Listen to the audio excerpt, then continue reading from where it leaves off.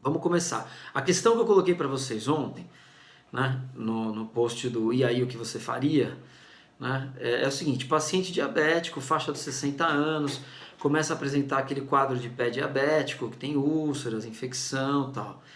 E aí o diagnóstico foi amputação do pé direito e de parte da perna, até próxima altura do joelho. Esse paciente é absolutamente consciente, lúcido, foi devidamente esclarecido, né, dos riscos de infecção sistêmica, choque séptico e, obviamente, óbito, né, no final. Ele se recusa a realizar a amputação. E aí os médicos, a equipe do hospital, consultam o departamento jurídico sobre quais as medidas que poderiam ser adotadas, né? E foram muitas respostas boas, muitas. Do Facebook, Fabiana Guardão Silva, Fernanda Beal Pacheco Allweiler, Brigitte Bri, Cláudia Glauciene Teixeira Silva, o Hidalvo Matos, Flávia PDR, Jefferson, Deise Biamino. Mais ou menos assim, o que foi colocado, anotar em prontuário, né? Respeitar a autonomia do paciente, né? Respeitar o livre-arbítrio, né? Pensando junto com o médico, deixaria o paciente optar fazer o necessário até data limite para não comprometer sua vida. Na verdade, assim, ele está consciente que aquilo vai comprometer a ssua vida, né? E ainda assim ele está adotando essa postura de não amputar a perna, a parte da perna e o pé, né? Percebe-se no caso relatado um conflito entre direitos fundamentais, a meu ver o direito da autonomia do paciente, o direito à vida, permeado pelo dever profissional do médico em defender a vida, tal, a decisão médica deverá ser cuidadosamente fundamentada, trate a infecção até onde dá, insira a declaração de vontade do paciente e segue a vida, autonomia de vontade, anota no prontuário, deve prevalecer e ser respeitada a sua vontade, né, a vontade do paciente, inclusive com a anuência da família sobre qualquer decisão. Os do Instagram, MF Caviglia, Larissa Belo, Direito Médico, a Ana Vitória, Angélica Pinheiro 90, a Bianca Greff comentou, Marco Aurélio Marque Vital, Hilton Porto, Bruna Domini, o Ricardo Monteiro, a Valéria Calente, Djambe Freitas, Luísa Pereira, Patrícia Cury, Daniel Carlos Neto, Carla Pontes, Advocacia ADV, Azevedo Advogados MG. Foram muitos comentários, foi muito legal assim, porque muita gente colocou o seu ponto de vista, alguns mais extensos, outros mais curtos, muita gente falando de termo de esclarecimento e responsabilidade. Aí aqui a Larissa está perguntando, e se for para UTI permanecendo consciente, se ele evoluir com perda cognitiva, são questões importantes. Acredito que se existir um risco iminente de infecção, o médico deve intervir, caso contrário, sua vontade deve ser respeitada. A Angélica Pinheiro põe uma resposta bastante extensa aqui, citando Dworkin, mas também prezando pela liberdade de autonomia, dignidade, enfim. A Bianca foi desenvolvendo aqui algum raciocínio, ela colocou 3 posts, né? Se o risco iminente significa que ele ainda não está com quadro de infecção, não. Com choque séptico, entendo que seria caso de urgência, emergência, muda a conduta. Pensando ele está com infecção, quer dizer, se tem ou não risco de urgência, emergência e tal. O Marco Aurélio, o risco de infecção e choque por si só não configura período de vida iminente, haja vista que é uma possibilidade. Então, ele tem ciência dos riscos, tal. Aí ele fala, agora caso os exames de sangue ao longo do tempo demonstrem aumento significativo da infecção através do histórico dos mesmos, acredito que o médico seja habilitado a contrariar a vontade do paciente. Aqui ele já põe um pouquinho diferente, já que a vida é o bem jurídico mais importante a ser tutelado. Respeito à autonomia do paciente. Que mais? Decisão foi prévia ao quadro de choque séptico, constatada a capacidade decisória para ser evitada a sua escolha. O paciente não foi interditado, está apto a decidir. Respeito à decisão dele, autonomia. É legal, a Valéria cita até um caso pessoal dela que ilustra bem a dificuldade, né, da gente lidar com essas decisões, né? O paciente possui capacidade plena e consciência dos riscos. Orientaria a assinatura da diretiva antecipada de vontade. A Patrícia acompanha o voto do amigo Ricardo Monteiro, acrescentando a coleta de assinatura do paciente no termo de recusa ao tratamento proposto. Deixar a família completamente esclarecida da situação, isso é importante. Assim, muita coisa legal. A Carla Pontes também fala, mais ou menos nessa linha, o Daniel Carlos, enfim. Vamos começar tratando algumas questões importantes. Primeiro é o seguinte, a gente vai falar da autonomia do paciente. Tá? Paciente lúcido, consciente, ciente dos riscos, né? Ele tem direito de decidir qual é o melhor tratamento ou qual é o tratamento que ele não quer que seja feito, né? Isso está bem garantido já, assim, como regra geral, no Código de Ética Médica, na resolução da ortotanásia, até na própria resolução do Conselho Federal sobre as diretivas antecipadas. Então, isso está preservado. O problema é que quando a gente chega nessas situações que são relativamente limites, né, fica muito difícil o médico tomar as decisões. Ele sabe que aquele paciente, nesse quadro específico que eu passei para vocês, assim, para comentarem, né, responderem, a gente ainda não tem uma situação de urgência e emergência, né? Você tem um paciente que está com as úlceras, esse quadro que a gente chama de pé diabético é o quadro que essas úlceras já não conseguem ter uma cicatrização, né? Começa a infeccionar, né? E essa infecção, ela vira depois uma infecção generalizada, sistêmica, e dá o choque, né? E o paciente morre. Agora, ele está lúcido e consciente, e aí a gente tem que trabalhar a ideia da autonomia, inclusive do direito à morte, né? Esse é um ponto muito difícil de compreender, né? Isso está intimamente ligado à questão da dignidade, né? Então, para certas pessoas, a dignidade representa você ficar com o seu corpo íntegro, né? A perda de um membro, né, pode representar a consequente perda da dignidade, né? Então, esse caso especificamente é interessante porque ele é um caso real, é um caso verdadeiro. E é um caso verdadeiro que foi submetido ao Tribunal de Justiça do Rio Grande do Sul. E numa decisão extremamente interessante, o tribunal decide que ele tem direito a não amputar o pé. Ele está ciente que ele vai morrer? Tá. Ele aceita isso? Aceita. Agora, aqui não significa que o médico não deva fazer nada. Isso é extremamente importante.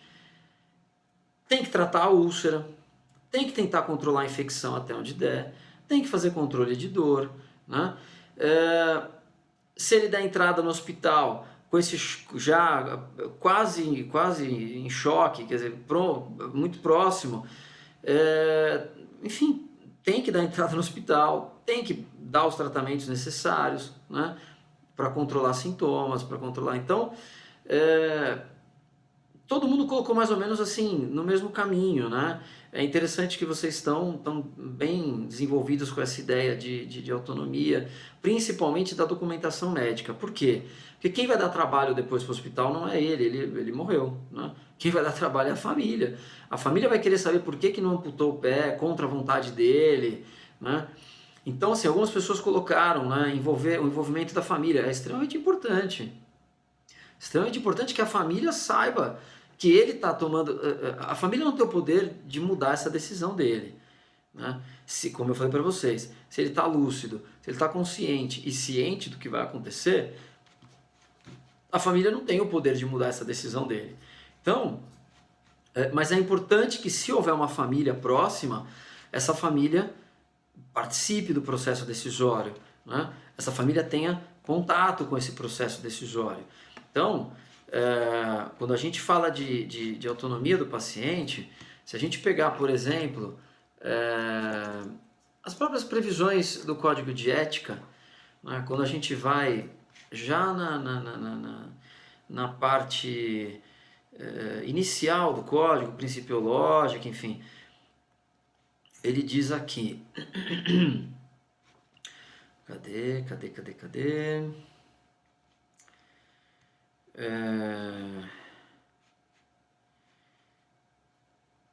Gente, perdi o artigo, já eu acho ele. Mas enfim, ele deve ter total respeito com relação à decisão do seu paciente. Aqui, veja, por exemplo, nas situações clínicas irreversíveis e terminais, o médico evitará a realização de procedimentos diagnósticos e terapêuticos desnecessários e propiciará aos pacientes, sob sua atenção, todos os cuidados paliativos apropriados. Como eu falei para vocês, esse paciente não pode ficar sem cuidado, não é isso. Então ele decidiu não amputar a perna, manda ele para casa e acabou, né? Não é isso. Ele tem que ter todo o cuidado de acordo com a decisão dele, né? A autonomia, mais do que um exercício de um direito, é uma garantia, né? É uma garantia de que ele vai ter acesso a outras formas de tratamento, a formas de tratamento que aliviem a sua dor, né? que diminuam um possível sofrimento que ele está passando, enfim. Então, o respeito à autonomia, ele passa pela garantia de um direito fundamental, né?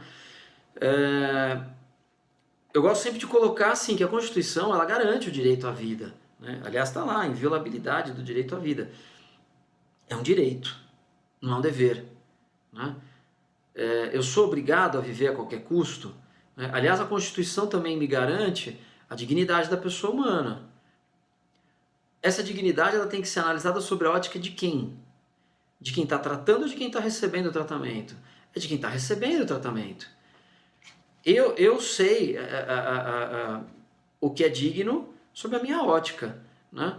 E nesse caso, esse paciente, como eu falei para vocês, é um caso verdadeiro, é um caso real. Ele não quis amputar e, enfim, aí ficam aquelas coisas. O próprio hospital entrou em juízo para o juiz decidir se era para amputar, se não era.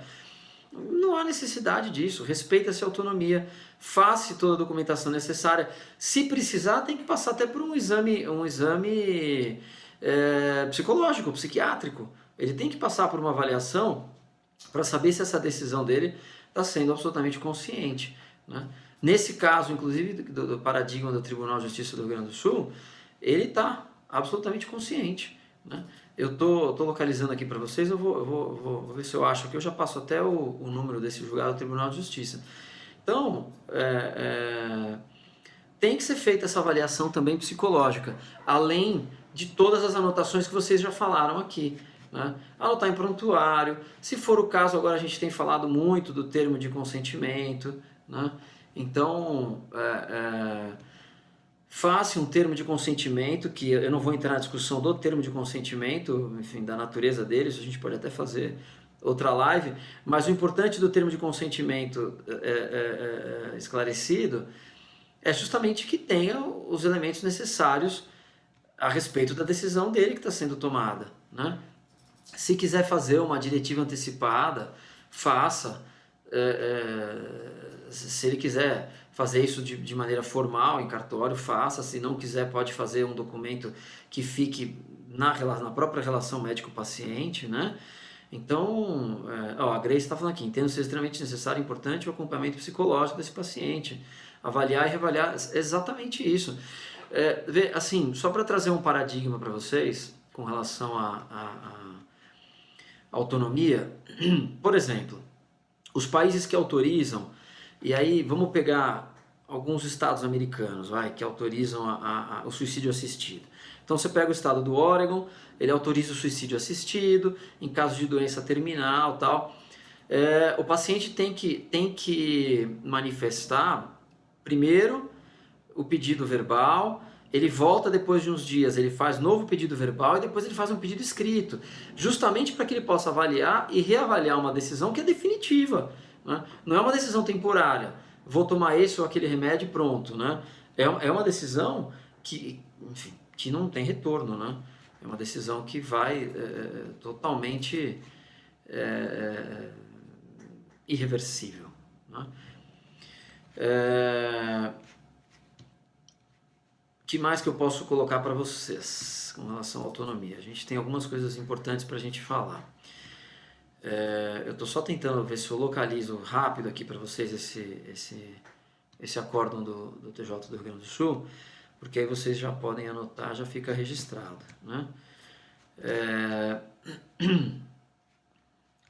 Aí a gente já acha aqui, acho que pode ser esse daqui, não? Vamos ver, a gente vai abrindo aqui e vai conversando. Fala, meu amigo Regis, obrigado por falar meu nome de verdade, viu? Depois eu explico para vocês a brincadeira. Então, assim, vamos lá, alguns princípios, vamos voltar um pouquinho e focar. Autonomia. O que é autonomia? Autonomia é a capacidade de uma pessoa para decidir fazer ou buscar aquilo que ela julga ser o melhor para si mesma. Para que ela possa exercer essa autodeterminação, tava indo bem demais, né, Regis? De nada, Olavo, enfim. Para que ela possa exercer essa autodeterminação, a gente tem que trabalhar com duas condições fundamentais. Capacidade para agir intencionalmente, o que pressupõe compreensão, razão e deliberação para decidir coerentemente entre as alternativas que lhes são apresentadas. A gente só pode exercer a nossa autonomia plena, na verdade, quando a gente tem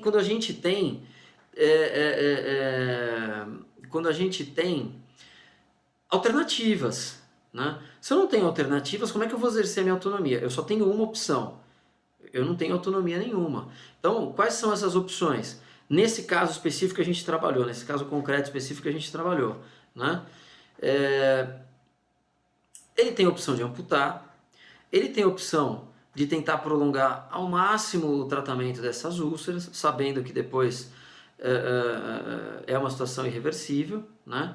Mas isso vai prosseguindo. Mas ele tem que ter quais são as coisas boas e ruins de cada uma dessas decisões, né?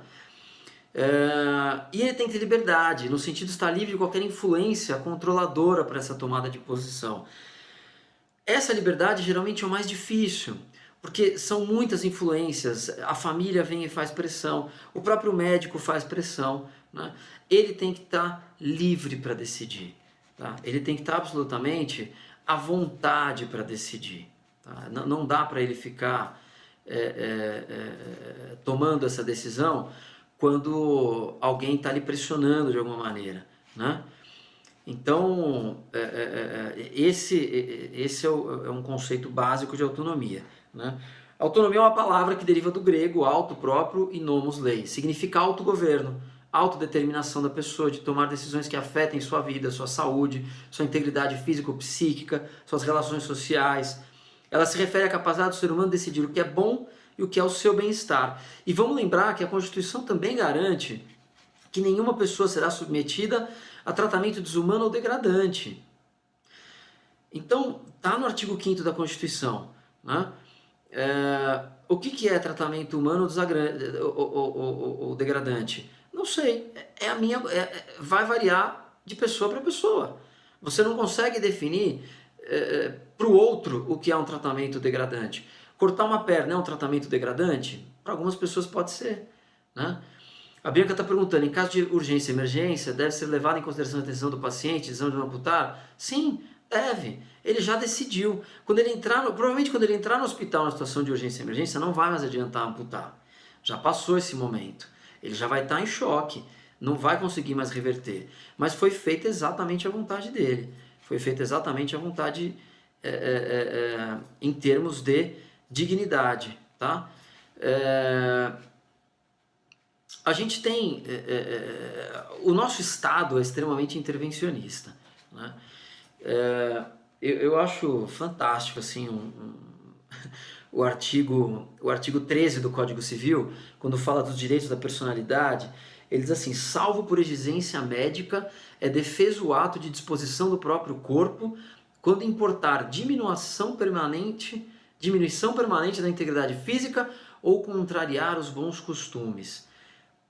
É um absurdo isso.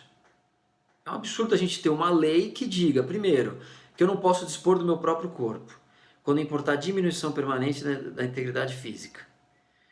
E aí fica uma situação complicada, né? Diminuição permanente da integridade física, não sei, aquelas pessoas, assim, se eu colocar um alargador muito grande aqui, né, eu ficaria horrível com isso, mas se colocar um alargador muito grande aqui, eu estou diminuindo permanentemente a minha integridade física, né? E pior ainda, ou contrariar os bons costumes, né? É uma intervenção do Estado assim, de maneira muito, muito, muito absurda em cima do ser humano, né? Não se pode ter esse tipo de, pelo menos é a minha visão, né? Não se pode ter esse tipo de intervenção, eu acho que não se justifica, né, esse tipo de intervenção dessa maneira tão pesada, tá? Vamos ver o que mais. Perguntem aí, gente, vamos falar de autonomia do paciente. Como é que você garante essa autonomia do paciente? Né? Às vezes a dúvida que surge é essa, tá? Como é que eu registro? Como é que fica isso documentado? Como é que, enfim, como é que eu faço a garantia jurídica, né, dessa liberdade de escolha, dessa autonomia, enfim. Primeira coisa, a anotação no prontuário, né? O primeiro documento que vai ser aberto no momento de uma discussão é o prontuário. E nesse prontuário podem ter outros documentos anexados. Um deles é o próprio testamento vital, é a própria diretiva antecipada, né? Então, façam um diálogo, né, com esse paciente, de forma que ele fique absolutamente ciente e consciente das possíveis complicações da não adoção do tratamento que o médico está colocando para ele. A gente tem aqui no estado de São Paulo, para quem não conhece, a Lei Estadual 10.241 de 99, que é conhecida como Lei Mário Covas, tá? Essa lei estadual, assim, ela traz os direitos dos usuários do serviço de saúde, mas ela traz um avanço em termos de autonomia e até de uma forma sutil, porque assim, ela não é muito invocada quando se fala de autonomia do paciente. Mas essa lei, que tem basicamente um artigo, o artigo 2º, com milhares de incisos, lá no finalzinho do artigo 2º, no inciso, começa no inciso 7º, ele diz assim, o caput do artigo, né? São direitos dos usuários do serviço de saúde no estado de São Paulo. Inciso 7º, consentir ou recusar de forma livre, voluntária e esclarecida, com adequada informação, procedimentos diagnósticos ou terapêuticos a serem nele realizados. Então ele tem o direito, por lei estadual, aqui em São Paulo. Alguns outros estados fizeram leis semelhantes, eu acho que Minas tem uma legislação semelhante a essa. Então ele tem o direito, como usuário do serviço de saúde, consentir ou recusar de forma livre, voluntária e esclarecida. Ele tem direito a recusar tratamentos dolorosos ou extraordinários para tentar prolongar a vida. Então ele tem o direito de recusar esse tipo de tratamento que é extremamente doloroso ou extraordinário. Às vezes a amputação de uma perna é um tratamento extraordinário, é um tratamento extremamente doloroso. E ele não quer passar por isso só porque vai prolongar a vida dele por um tempo, né? E no inciso 24, eu acho que é o mais interessante, que é optar pelo local de morte. Isso é uma coisa que a gente ainda tem muita dificuldade para trabalhar, né? A gente pode depois até pensar numa live específica sobre morte digna, enfim, que é um tema que eu sou apaixonado, mas aqui optar pelo local de morte é interessante porque vai na contramão do que a gente tem hoje. O que a gente tem hoje é justamente a hospitalização da morte, né? A gente tem hoje um movimento em que as UTIs, na verdade, não servem mais para tratamento, né? As UTIs servem para morte. As pessoas vão, o conceito da UTI é unidade de terapia intensiva. Você faz uma terapia intensiva e volta. Então, hoje a gente tem a ideia de que quando vai para a UTI é para não voltar mais, né? Então, optar pelo local de morte é a gente acabar um pouco com essa história de hospitalização da morte, né? Transformar a morte em algo um pouco mais natural do que o que a gente tem hoje, né? Eu acho que isso é algo assim extremamente válido e importante.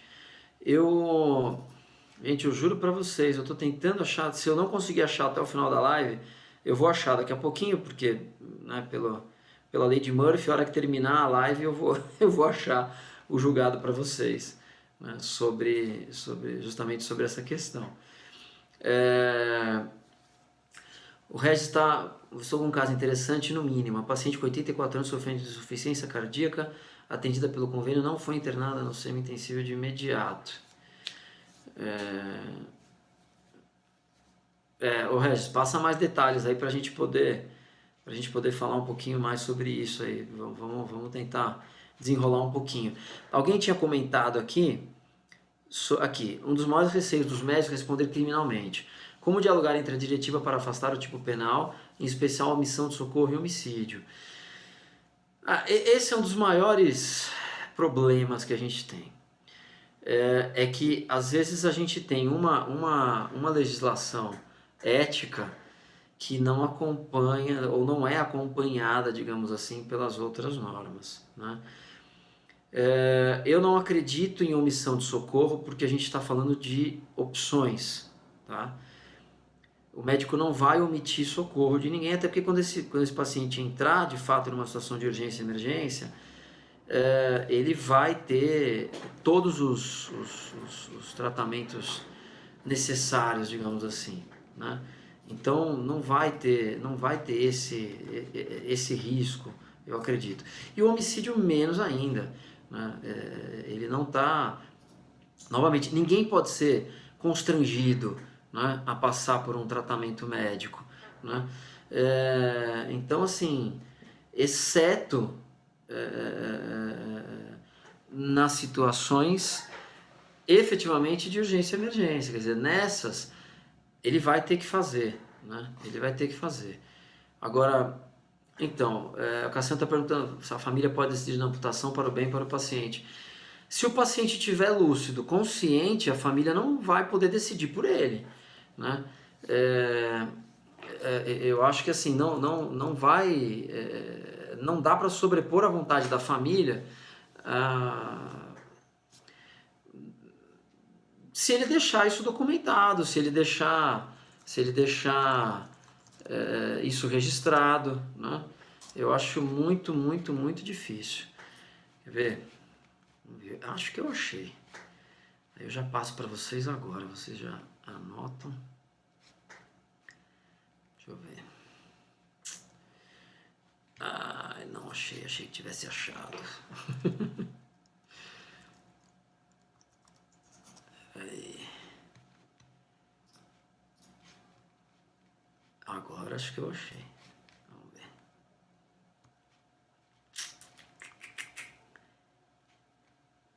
Olha só que interessante. Vou passar para você. É esse aqui. Olha a ementa do julgado, né? Tribunal de Justiça do Rio Grande do Sul. Aí depois eu passo o número para vocês anotarem, se quem quiser consultar, enfim, o acórdão. Se o paciente com o pé esquerdo necrosado se nega a amputação, preferindo, conforme laudo psicológico, morrer para aliviar o sofrimento, e conforme laudo psiquiátrico se encontra em pleno gozo das faculdades mentais, o Estado não pode invadir seu corpo e realizar a cirurgia mutilatória contra sua vontade, mesmo que seja pelo motivo nobre de salvar sua vida. O caso se insere no denominado biodireito, na dimensão da ortotanásia, que vem a ser a morte no seu devido tempo, sem prolongar a vida por meios artificiais ou além do que seria o processo natural. O direito à vida garantido no artigo 5º caput deve ser combinado com o princípio da dignidade da pessoa humana, previsto no artigo 2º, inciso 3, ambos da Constituição Federal.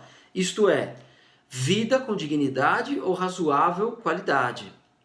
A Constituição instituiu o direito à vida e não o dever à vida.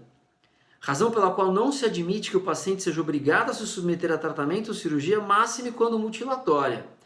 Ademais, na esfera infraconstitucional, o fato do artigo 15 do Código Civil proibir tratamento médico ou intervenção cirúrgica quando há risco de vida, não quer dizer que, não havendo risco, ou mesmo quando para salvar a vida, a pessoa pode ser constrangida a tal. Nas circunstâncias, a fim de preservar o médico de eventual acusação de terceiros, tem-se que o paciente, pelo que consta dos autos, fez o denominado testamento vital, que figura na resolução 1995/2012 do Conselho Federal de Medicina. Ok? Então, anotem o número, vou falar para vocês, tá? O número no Tribunal de Justiça é 7005 4988266.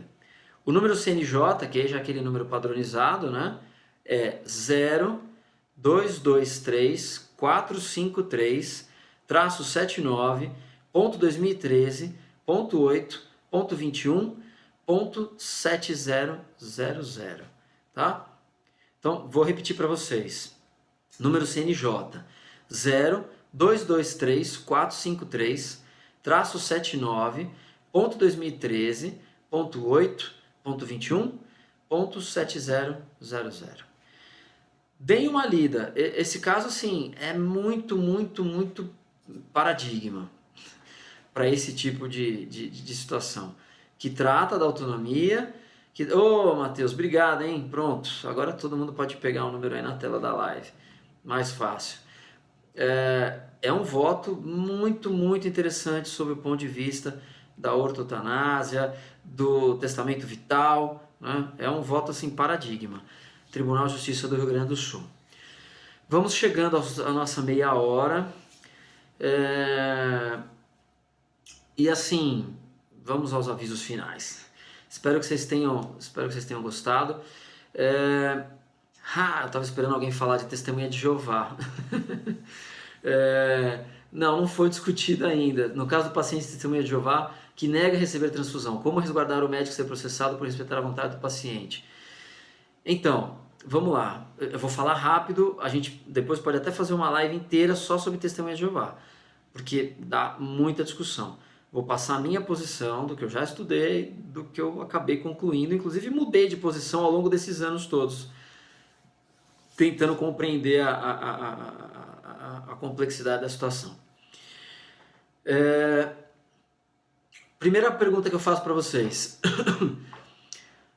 Qual é o testamento vital mais antigo da humanidade? O testamento vital mais antigo da humanidade é a declaração de vontade do Testemunho de Jeová. Não é? Está na Bíblia. E mais do que isso, o Testemunho de Jeová, ele carrega com ele uma identificação, com algumas instruções, né? Então, assim, o médico, quando recebe o Testemunho de Jeová, ele já tem aquelas instruções no papel, mesmo que ele esteja inconsciente, tá? Resumindo bem a situação, para a gente não entrar aqui em discussão, e o que vem mais ou menos caminhando hoje na jurisprudência, tá? Se o paciente for maior, capaz, e ele tem essa possibilidade de tomar essa decisão, seja por um documento escrito, seja de maneira verbalizada no momento do procedimento, não deve fazer a transfusão, tá? É a vontade dele, é a autonomia dele, ainda que isso acarrete na perda da sua vida. Se o paciente for menor, incapaz, e estiver em situação de risco e precisa da transfusão, deve ser feita a transfusão. Isso tem inúmeras consequências jurídicas, sociais, religiosas, tá? Obviamente a gente não, como eu falei para vocês, daria para fazer uma live inteira, né? Então, assim, a gente teria muitas, como eu falei para vocês, eu tinha uma posição mais radical antigamente. Tem que fazer a transfusão, porque você tem que salvar a vida do paciente a qualquer custo, né? Obrigado, você segue o relator, Regis, tá ótimo. E eu me rendi e mudei minha opinião ao longo desses anos, tá? Entendo que hoje não deve fazer a transfusão se o paciente for maior capaz. Deve fazer apenas no caso de crianças, tá? E não é uma situação simples, hein? Eu estou falando isso rápido porque foi colocado agora no final, mas não é uma situação em nada simples, tá? Para a gente concluir, muito obrigado, mais uma live concluída. Eu tô adorando essas lives. Algumas notícias, semana que vem não tem live, infelizmente. Pois é, Regis, semana que vem eu não vou poder fazer. Para quem não é médico, para quem não está acompanhando, nós estamos num processo eleitoral do Conselho Regional de Medicina, os conselhos de medicina do país, e aqui em São Paulo, enfim, a gente trabalha de maneira extremamente ativa nesse processo eleitoral, que se encerra semana que vem. Então vão ser 3 dias aí, gente, são 140 mil médicos aqui no estado de São Paulo, tá? Então, a gente tá, semana que vem eu vou estar meio, offline, tá, gente? Então, vou demorar para responder direct, vou demorar para postar as coisas. Semana que vem vai ser uma semana meio atrapalhada. E na outra semana, na semana do dia 15, 16, eu vou estar provavelmente em Brasília, porque a gente vai ter a conclusão do novo Código de Ética Médica. E, finalmente, nós vamos lançar o curso. Estou terminando a formatação, eu acho que está ficando particularmente assim, muito legal. Estou separando muito material bom para vocês estudarem. Para quem não sabe, enfim, eu já anunciei em algumas lives anteriores, eu estou montando um programa de formação em direito médico, tá? E o lançamento vai ser na semana do dia 15 e 16. Aí vocês vão receber, quem quiser se cadastrar, manda um e-mail no direct, a gente vai fazer esse cadastro para vocês receberem por e-mail. Tá? A ideia é que a gente vai fazer algo ao vivo para fazer esse lançamento, porque vocês vão tirar dúvida do curso na hora, pergunta o que quiser saber, isso tem, isso não tem, gostei, vou fazer, não gostei, não vou fazer, e a gente ao vivo já resolve isso tudo. Tá? É um curso que vai ser online, falei para vocês já, ele vai ter um evento ao vivo no final do ano para a gente se encontrar aqui em São Paulo. Muito material, assim, tô separando bastante coisa. Gente, basicamente, assim, tudo que eu acumulei, assim, nesses 20 anos de trajetória, eu vou colocar tudinho à disposição de vocês, tá? Então, espero, assim, a minha ideia é realmente formar vocês. Quem tá querendo entrar, quem tá querendo aprimorar, enfim, né? Então, meu amigo Regis, controle a sua ansiedade, tá bom? Vocês só vão saber dos detalhes na semana do dia 15, até porque eu ainda não tenho todos os detalhes. A gente está finalizando assim o formato dele, tá? Como eu falei para vocês, é um curso que foi muito bem preparado, pensado. Eu fiz pesquisa acadêmica, fiz pesquisa com vocês, né, para saber as necessidades. Bastante gente participou, foi muito legal porque deu uma base muito boa para eu levar o que vocês querem aprender, né? Não adianta eu fazer um curso e ficar passando material que vocês não queiram aprender depois, né? Desculpa, gente, eu sei que eu estou matando, mas eu estou extremamente ansioso também com esse curso. Eu estou trabalhando nele todas as noites, assim, para deixar ele muito legal e muito perfeito para vocês, tá bom? Bianca quer o chopp antes e no final do curso, né? Legal, eu tô querendo chopp já agora, porque eu tô trabalhando tanto. Gente, obrigado, assim, de coração. Espero que essa live sobre autonomia tenha acrescentado alguma coisa para vocês. Adorei, assim, as respostas foram sensacionais. Todo mundo muito técnico nas respostas. Deu para ver que todo mundo entendeu bem a complexidade da questão, a importância da autonomia, né? A live fica aqui disponível 24 horas, né? Semana que vem, então, não tem live. Depois essa live vai pro YouTube, tá? Pro meu canal no YouTube. Ela fica disponível aqui no Instagram 24 horas, tá? Depois ela apaga. Então, ô Regis, me manda o caso, por favor, a gente acabou não conseguindo debater o seu caso aqui. Me manda por e-mail, sim, ou direct, ou por onde você quiser falar comigo. Então é isso. O curso, aqui, a Ariane está perguntando se o curso é voltado para o direito em si ou para empreendedorismo na advocacia. Os dois. Como eu sempre falo para vocês, assim, eu quero formar bons profissionais nessa área, tá bom? É isso que eu quero, é essa a minha ideia, tá? Eu quero que vocês sejam referência no direito médico, tá? Em todo o país, que tem gente aqui do Brasil inteiro, tá bom? Gente, muito boa noite. Acho que eu não esqueci de nenhum recado. Depois, né, eu sempre acabo me lembrando e aí eu vou postando as coisas para vocês. Então, semana que vem não tem live. Essa live de hoje vai estar disponível a partir da semana que vem no canal do YouTube. Fica por 24 horas aqui. E na outra semana é o lançamento do nosso programa de formação em Direito Médico, tá bom? Boa noite, bom descanso. Aqui em São Paulo está um frio danado. Eu espero que o pessoal do Nordeste esteja mais aquecido, tá bom? Obrigado, gente. Valeu, valeu. Até as nossas próximas conversas.